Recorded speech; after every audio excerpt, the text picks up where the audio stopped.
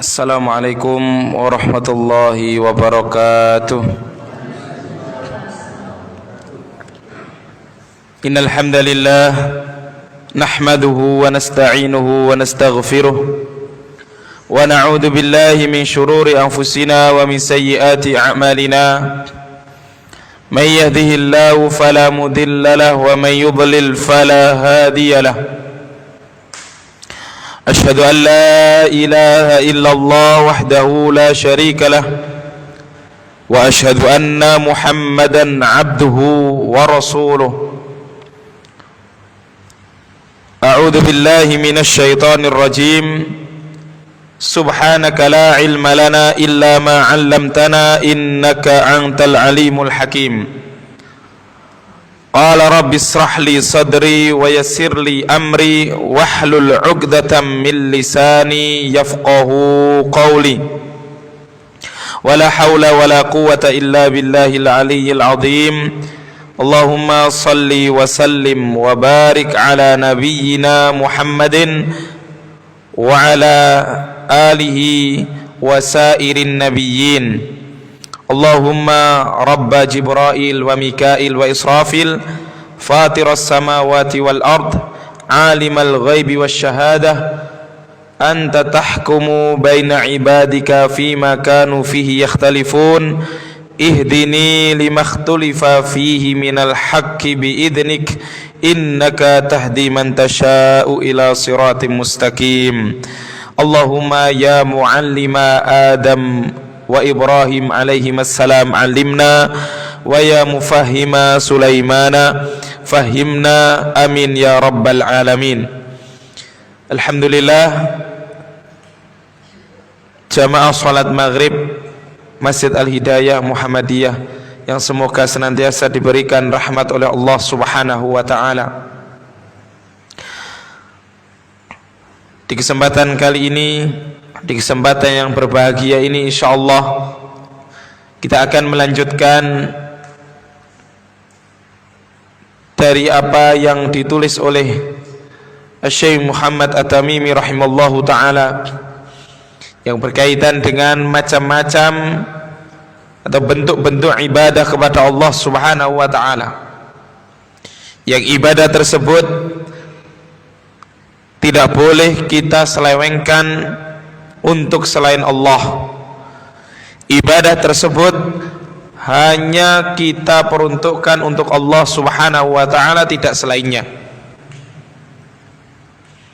Ibadah yang dimana Allah Subhanahu wa taala memuji hambanya, dan Allah Subhanahu wa taala perintahkan hambanya untuk senantiasa melakukan ibadah sampai datangnya al-maut, sampai datangnya kematian.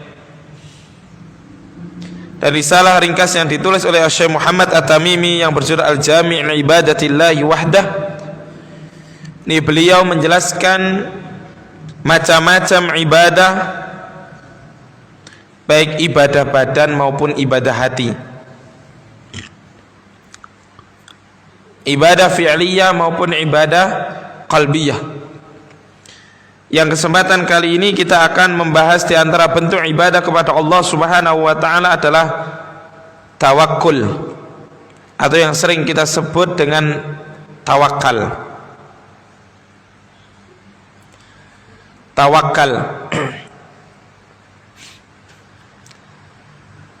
Jadi tawakal ini merupakan ibadah yang mulia di sisi Allah Subhanahu wa taala.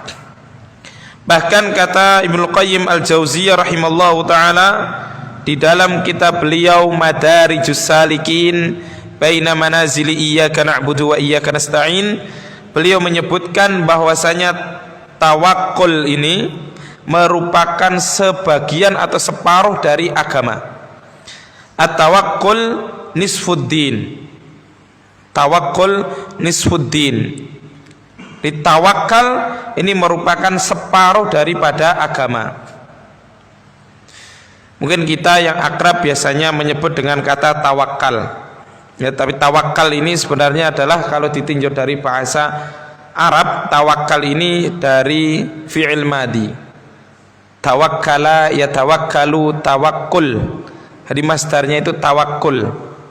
Ini sebagaimana disebutkan oleh Syekh Yahya bin Ali Al-Hajuri hafizallahu taala dalam fatwa beliau dalam kitab Kanjus Samin fi ijabati ala as'ilati thalabatil ilmi waz-zairin. Di situ beliau ketika ditanya bagaimana apakah kita menyebut tawakal ataukah tawakkul, kata beliau yang benar wallahu alam penyebutannya adalah tawakkul. Ya, tawakkul. Kalau tawakal artinya dia telah bertawakal.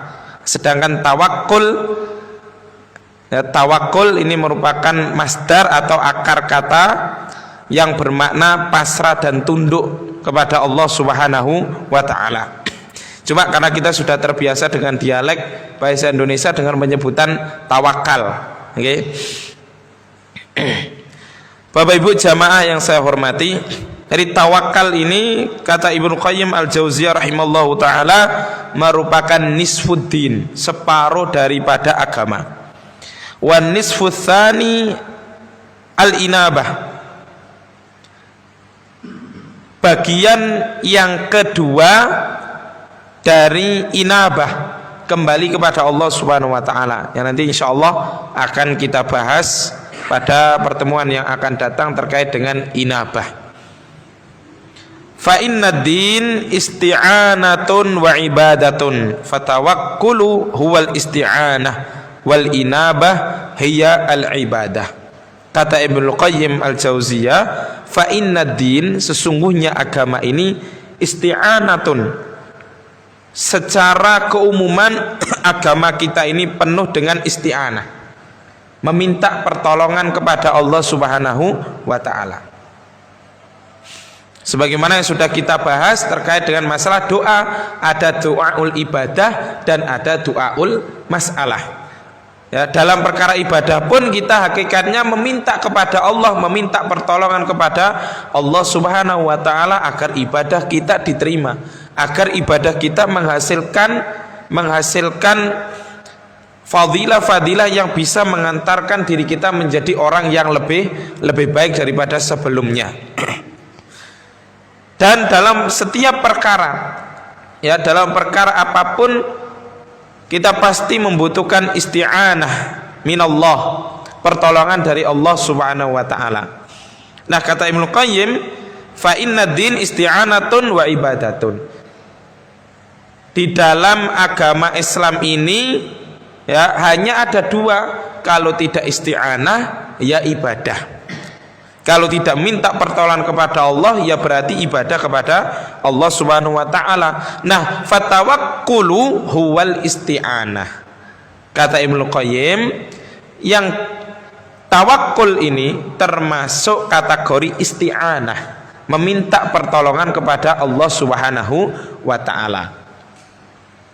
Dalam sebuah contoh misalkan ketika ya kita misalkan sekarang ini berada di masjid ini, kemudian kita parkirkan ya sepeda kita di luar masjid tanpa ada juru parkir, ya kita kunci sepeda kita, ya sepeda motor kita kunci. Nah, setelah itu apa? Kita ikhtiar, setelah ikhtiar kita apa? Kita tawakal kepada Allah, kita bergantung kepada Allah Subhanahu wa taala dan berharap bahasanya Allah Subhanahu wa taala itu memberikan yang terbaik untuk kita, yakni dalam artian kita pasrahkan ya harta kita kepada Allah Subhanahu wa taala agar Allah Subhanahu wa taala menjaganya dari hal-hal yang tidak kita inginkan. Jadi isti'anah, ya, tawakal ini hakikatnya adalah isti'anah. Kita meminta pertolongan kepada Allah Subhanahu wa taala. Jamaah rahimani wa rahimakumullah. Lantas apa makna daripada tawakal atau tawakkul? Kata Ibnu Qayyim, tawakkul ini bermakna yaltaimu min aslain. Jadi tawakal ini ya berasal dari dua akar kata. Yang pertama adalah as-siqah, kokoh, dan al-i'timad, bersandar. Ya, bersandar. Apa yang dimaksud ini? Nah, sehingga dari definisi yang dimaksud dari apa yang dikatakan oleh Ibnu Qayyim al-Jauziyah, yang dimaksud dengan tawakul atau tawakal adalah sidqu i'timadil qalbi 'ala Allah Ta'ala fi istijlabil masalih wa daf'il madar min umuri dunya wal akhirah.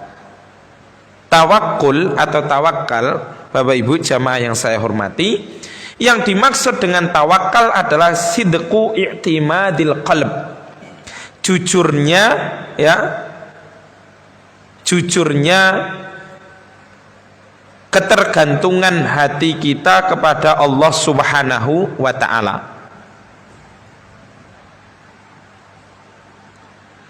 Dalam perkara apa? Dalam perkara menginginkan suatu kebaikan atau menolak bahaya, baik dalam urusan dunia maupun akhirat.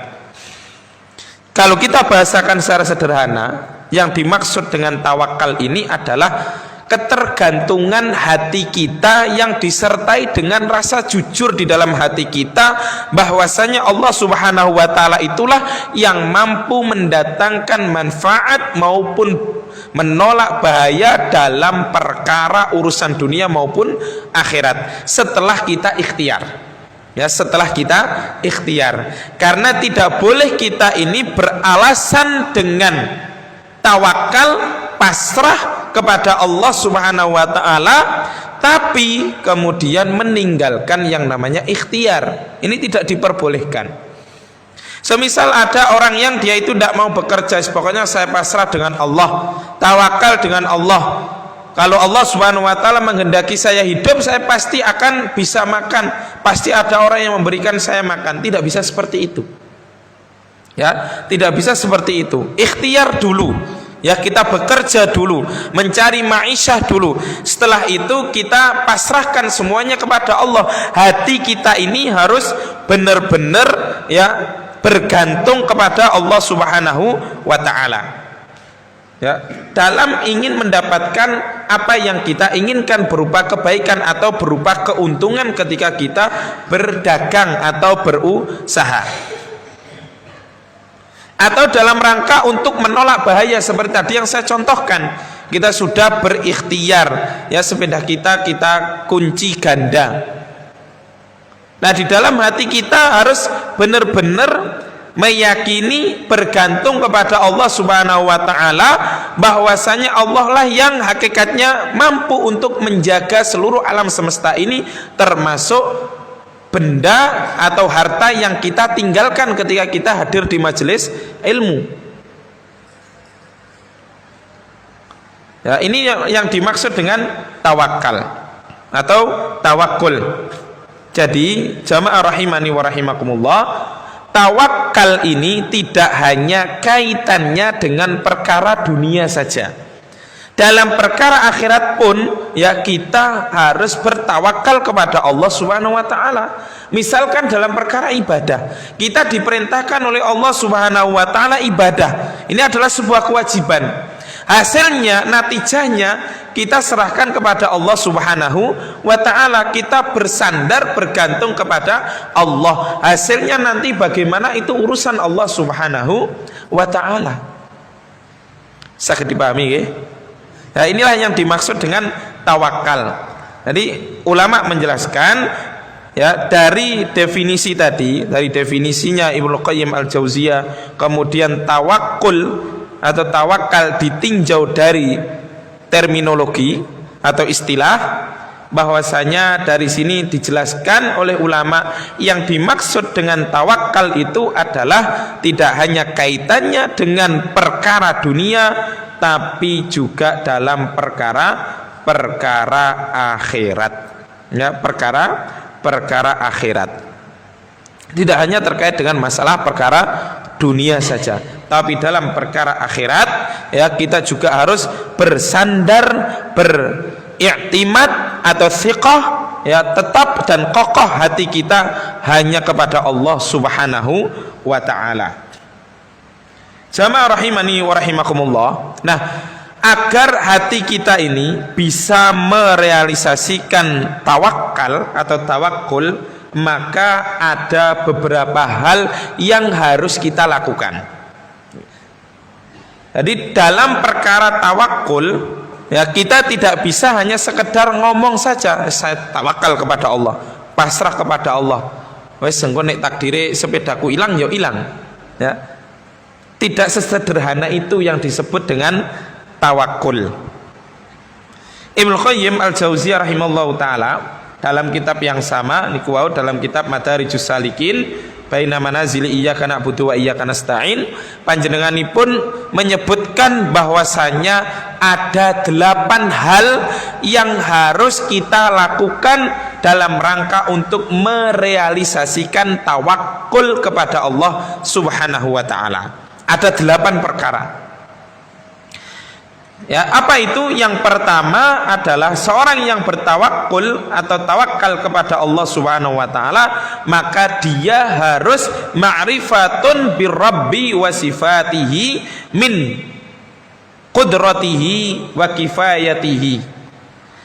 Seseorang ketika dia itu bertawakal kepada Allah atau menyatakan dirinya saya tawakal kepada Allah Subhanahu wa taala, maka yang harus dia lakukan pertama kali adalah ma'rifatun birrabbi wa sifati. Dia harus mengetahui siapa itu Allah selaku zat yang ditawakali. Selaku Allah Subhanahu wa taala ini adalah zat atau Tuhan yang kita bergantung kepadanya. Dan juga kita harus mengenal sifat-sifat Allah Subhanahu wa ta'ala, ya, serta kita harus menanamkan di dalam hati atau mengetahui akan kemahamampuannya Allah Subhanahu wa ta'ala, serta Allah Subhanahu wa ta'ala itu mencukupi hambanya ketika hamba tersebut bertawakal kepada Allah. Sebagaimana Allah Subhanahu wa taala berfirman, "Wa may yatawakkal 'ala Allah fahuwa hasbuh." Barang siapa yang bertawakal kepada Allah Subhanahu wa taala, maka Allah pasti mencukupinya. Jadi syarat pertama atau hal yang harus kita lakukan ketika kita bertawakal kepada Allah, kita harus mengetahui siapa zat yang kita tawakali, yakni Allah Subhanahu wa ta'ala. Jangan hanya sekedar orang itu mengatakan saya tawakal kepada Allah Subhanahu wa ta'ala, tapi ternyata kemudian dia menghilangkan atau meninggalkan sebab untuk mendapatkan sesuatu atau untuk menolak bahaya. Tidak bisa juga ketika orang itu mengatakan saya tawakal kepada Allah Subhanahu wa taala, tapi dalam keadaan hatinya ini tidak mengenal siapa yang ia jadikan sandaran dalam hidupnya. Ya. Kita saja, maaf ya, misalkan ketika kita sakit, ya, dan membutuhkan penanganan dokter spesialis, pasti ada dokter yang kita itu bergantung atau hati kita ini bergantung dengan dokter tersebut untuk merealisasikan kesembuhan dari penyakit yang kita derita. Oke, pasti tiang niku nek kadang piyambake niku sakit, terlebih butuh penanganan yang dokter spesialis, pasti memilih spesialis ini, dokter ini. Terkadang sama-sama dokter spesialisnya itu terkadang masih milih dokter ini lebih senior daripada dokter ini meskipun sama-sama spesialisnya. Nah, kita saja dalam perkara berobat itu mengenal, kita kenali dokternya, profesional tidak kinerjanya. Apalagi ketika kita bertawakal kepada Allah Subhanahu wa ta'ala. Bapak Ibu jamaah rahimani wa rahimakumullah, ayyuhal ikhwah wal akhwat rahimani wa rahimakumullah. Jadi tawakal itu tidak hanya sekedar ucapan saja, Tapi tawakal ini merupakan ibadah hati, sehingga kembalinya kepada hati kita. Seberapa besar ketergantungan kita kepada Allah Subhanahu wa taala, maka tawakal itu akan membuahkan hasil bagi orang yang bertawakal kepada Allah Subhanahu wa taala. Ketika hati seseorang itu ketika hati seorang itu benar-benar mengenal siapa itu Allah Subhanahu wa taala, maka dalam segala aspek kehidupannya, apapun pasti dia pasrahkan kepada Allah Subhanahu wa taala. Seperti istilah yang sering saya sampaikan, ketika kita tawakal itu jangan tawakal dengan perhitungan kita manusia, tapi tawakal dengan perhitungan Allah Subhanahu wa taala. Apa yang tidak mampu menurut kita, itu pasti mampu menurut Allah Subhanahu wa taala. Kita bisa bayangkan bagaimana pada saat Rasulullah Shallallahu alaihi wasallam itu perang Badar 315, dalam perhitungan kita manusia melawan ribuan tentara kafir itu tidak akan bisa menang. Tidak akan bisa menang. Tapi karena Rasulullah Shallallahu alaihi wasallam dan para sahabatnya pada saat itu bertawakal dengan perhitungan Allah Subhanahu wa taala, yang mustahil itu menjadi nyata. Yang mustahil itu menjadi nyata. Karena tidak ada yang mustahil bagi Allah Subhanahu wa taala ketika kita bertawakal dengan perhitungan Allah Subhanahu wa taala, bukan bertawakal dengan perhitungan kita sendiri. Allah itu maha mampu. Ini yang dimaksud dengan perkataan Ibnu Qayyim yang pertama, ma'rifatun bi rabbi wa sifatih. Allah Subhanahu wa taala itu qadirun ala kulli syai', maha mampu atas segala sesuatu. Apa yang kita tawakalkan kepada Allah Subhanahu wa taala, meskipun di luar nalar kita, itu pasti insya Allah akan terjadi. Seperti yang pernah saya sebutkan, kisahnya ada seorang ulama yang ketika telah selesai berjihad di jalan Allah Subhanahu wa taala, kendaraannya atau hewan tunggangannya ini mati. Maka beliau berdoa kepada Allah Subhanahu wa taala untuk menghidupkan kembali hewan tunggangannya. Secara akal manusia tidak bisa hewan yang sudah mati kemudian hidup kembali. Wong beliau juga bukan nabi yang mendapatkan mukjizat. Tapi karena beliau ini bertawakal dengan perhitungan Allah Subhanahu wa taala, meskipun beliau tidak menganggap dirinya ini sebagai wali Allah, karena tidak ada ulama kita, ulama salaf terdahulu yang mendeklarasikan dirinya sebagai wali, itu tidak ada. Tapi karena kepasrahan beliau rahimallahu taala berdoa kepada Allah Subhanahu wa taala dalam keadaan ma'rifatu qalbihi, pengetahuan hatinya anillah, tentang Allah Subhanahu wa taala, sehingga apa yang tidak mungkin bisa menjadi mungkin. Ini yang pertama.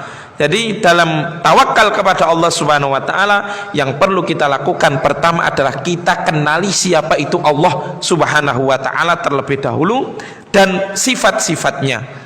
Apa diantara sifatnya? Terlebih dalam perkara tawakal ini adalah kemahamampuannya Allah Subhanahu wa taala dan kecukupan yang diberikan oleh Allah Subhanahu wa taala bagi orang yang bertawakal kepadanya azza wa jalla.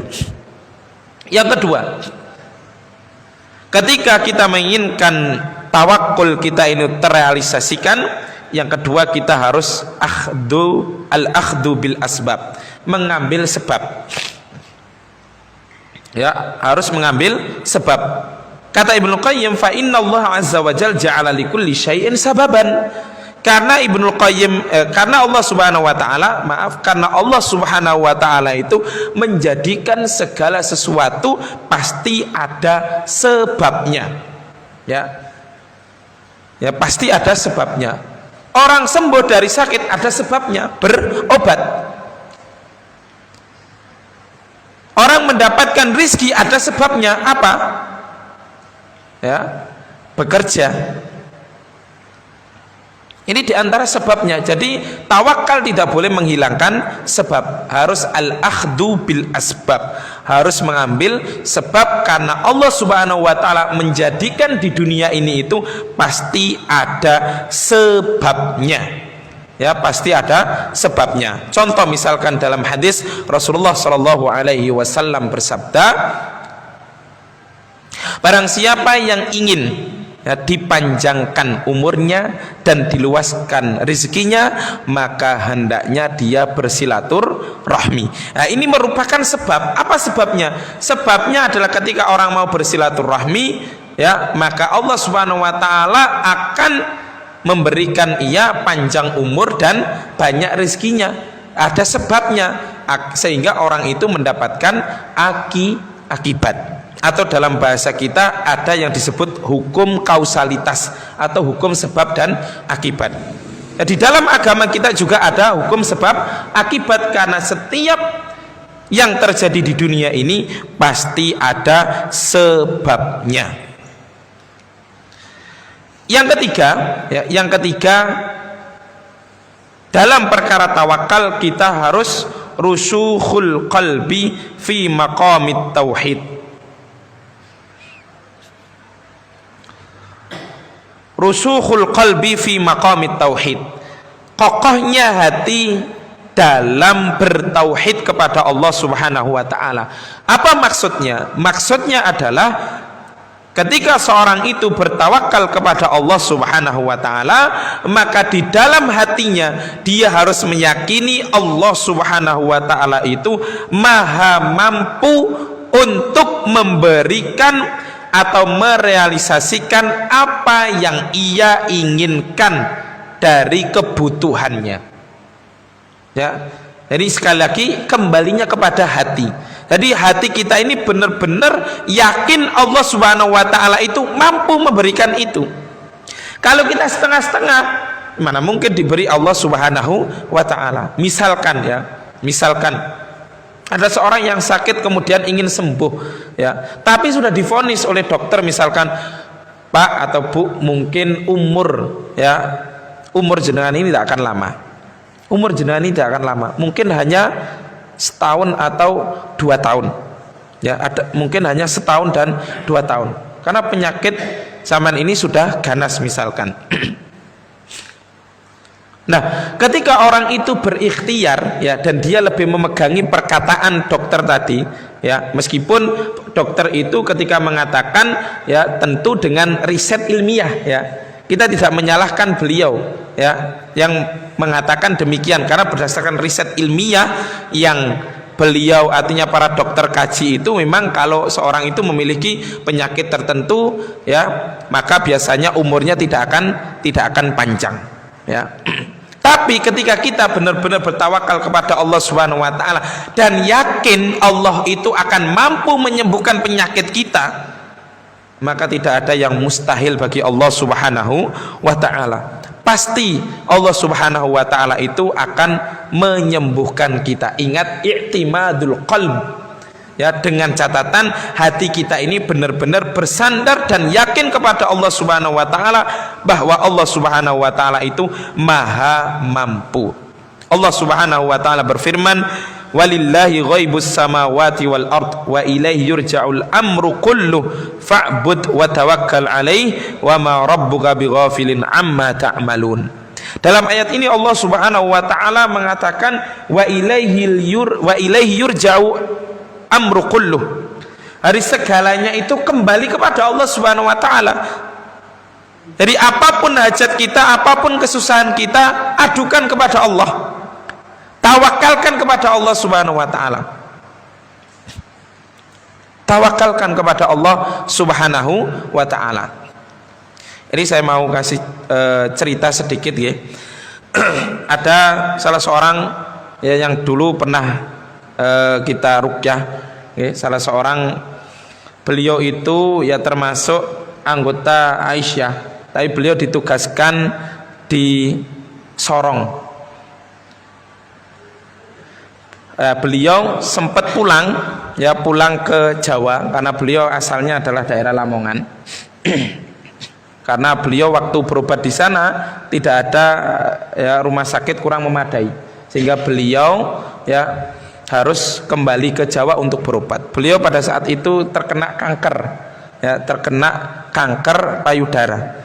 Mungkin saya lupa antara stadium 3 sampai 5. Ini alhamdulillah sampai sekarang beliau Allah Subhanahu wa taala berikan kesehatan, dan kira-kira 2 tahun yang lalu kalau tidak salah beliau sudah kembali ke Sorong lagi dan mengabdi mengajar, ya, mengajar TK Aisyah kalau tidak salah. Ini Masya Allah, ya. Jadi penyakit-penyakit seperti itu memang dalam dunia medis itu kayaknya memang sulit untuk disembuhkan, ya, termasuk penyakit kanker itu biasanya kalau dioperasi biasanya tumbuh di tempat yang lain biasanya. Ini wallahu a'lam bishawab. Kalau berdasarkan kajian yang kita kaji seperti apa yang disampaikan oleh sebagian ulama yang ahli dalam bidang ruqyah syariah, di situ beliau menyebutkan bahasanya kanker ini memang termasuk penyakit-penyakit yang sulit untuk disembuhkan secara medis dan belum diketahui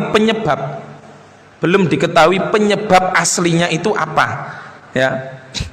Nah, sehingga dari situlah ya alhamdulillah Allah Subhanahu wa taala berikan kesembuhan untuk beliau tadi yang kita ceritakan. Nah, dalam kasus seperti itu ya tinggal kita penanaman akidah kepada beliau. Ya, di samping kita ruqyah, penanaman akidah itu yang penting. Karena Allah Subhanahu wa taala melalui lisan Rasulullah sallallahu alaihi wasallam katakan likulli da'in dawa fatadawau wa la tatadawau biharam. Setiap penyakit pasti ada obatnya. Maka berobatlah dan jangan berobat dengan yang haram.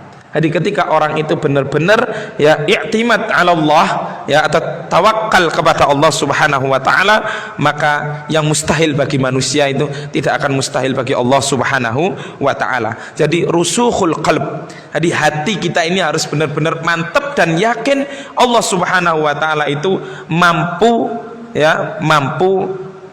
merealisasikan apa yang kita harapkan. Yang keempat adalah sukunul qalb ala Allah ta'ala, tenangnya hati kepada Allah Subhanahu wa ta'ala. Artinya ketika kita bertawakal kepada Allah, hati kita ini harus benar-benar tenang, tidak boleh disertai dengan rasa was-was. Nah, ini terkadang kita ini kula lan panjenengan ini kadang sampun tawakal kepada Allah Subhanahu wa taala tapi masih ada rasa was-was, masih ada rasa was-was.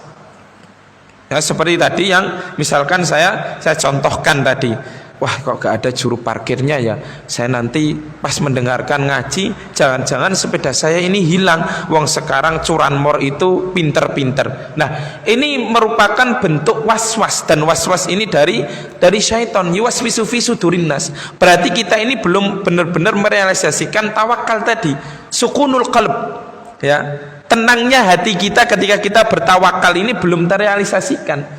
Padahal Allah Subhanahu wa taala katakan ana indadonni abdibi, saya sesuai dengan prasangka hamba. Ya, meskipun awalnya orang itu tawakal, tapi ketika misalkan di tengah-tengah kajian mikir, wah jangan-jangan nanti sepeda saya ini hilang. Kalau kita suudon dengan Allah Subhanahu wa taala, maka Allah katakan ana indadonni abdibi, aku ini sesuai dengan prasangka hambaku. Bisa saja terrealisasikan karena kita telah suudon kepada Allah Subhanahu wa taala. Yang kelima hal yang harus kita lakukan ketika kita bertawakal kepada Allah, kata Ibnu Qayyim, husnudzonni billahi azza wajal. Kita harus berhusnudzon kepada Allah Subhanahu wa ta'ala. Enggak boleh suudzon seperti tadi contohnya, ya. Kita harus husnudzon, saya punya Allah. Saya sudah ikhtiar, saya sudah kunci ini sepeda, kunci ganda lagi. Wah, saya harus yakin kepada Allah Subhanahu wa ta'ala, harus husnudzon, saya punya Allah Subhanahu wa ta'ala. Yang keenam, istislamul qalbi lillah, tunduknya hati kepada Allah Subhanahu wa taala. Artinya tunduk yang dimaksud di sini adalah tunduk dalam perkara nanti hasilnya. Apapun yang menjadi hasil, ya, apapun yang menjadi hasilnya, kita harus tunduk kepada Allah Subhanahu wa taala. Karena terkadang, ya, ikhtiar yang kita lakukan itu tidak sesuai dengan hasil yang kita harapkan. Ya, tidak sesuai dengan hasil yang kita harapkan. Maka jamaah rahimani wa rahimakumullah, ya, dalam perkara tawakal ini kita tidak boleh, ya, bergantung kepada hasil, ya, tidak boleh bergantung kepada hasil. Tapi harus bergantung kepada siapa? Kata Ibnul Qayyim, walakin ya'tamidu ala mudabbiril amri. Tapi harus bergantung dengan zat yang menguasai atau yang mengatur seluruh perkara. Ya. Jadi kita tidak boleh bersandar dengan hasil, karena terkadang hasil tidak sesuai dengan yang kita harapkan. Ini kata Ibnu Qayyim al-Jauziyah. Jadi kita harus bersandaran kepada zat yang mengatur perkara, bukan bersandaran kepada hasil. Ya, tidak boleh bersandaran kepada hasil. Yang ketujuh adalah at-tafwid. At-tafwid yang dimaksud di sini adalah ilqaul umur kulluha ilallahi ta'ala. Ilqaul umur kulluha ilallahi ta'ala. Artinya seluruh perkara itu, ya, seluruh perkara itu kembalinya kepada Allah Subhanahu wa ta'ala. Ya, baik dan buruknya, ya, baik dan buruknya artinya hasil, ya, yang kita maksud. Kalau buruk maka tidak boleh kita sandarkan kepada Allah, tapi kepada diri kita. Ya, tapi semua perkara itu Allah Subhanahu wa taala yang telah mengaturnya. Allah Subhanahu wa taala berfirman, "Wa ma taufiqi illa billah, alaihi tawakkaltu wa ilaihi unib." Tidak ada taufik kepadaku melainkan dari Allah Subhanahu wa taala, dan kepada Allah lah aku bertawakal dan kembali. Jadi ilqaul umur kulluha lillahi azza wa jalla au ilallahi azza wa jalla. Setiap atau seluruh perkara itu kita kembalikan kepada Allah Subhanahu wa taala. Yang terakhir adalah ridho, ya, yang terakhir adalah ar-ridho. Kata Ibnu Qayyim, hiya samaratut tawakkul. Ridho ini termasuk buah dari ketawakalan. Ya, ketika kita merealisasikan 1 sampai 7 tadi, maka kita akan membuahkan hasil apa? Ridho. Apapun hasil yang kita dapatkan dari Allah Subhanahu wa taala, meskipun tidak sesuai dengan prediksi kita, tapi kita mau ridho, maka inilah buah dari tawakal. Wallahu ta'ala alam bisawab, wal ilmu indallah. Mugi-mugi napa ingkang kula sampaikan bermanfaat kagem kula lan panjenengan sedaya.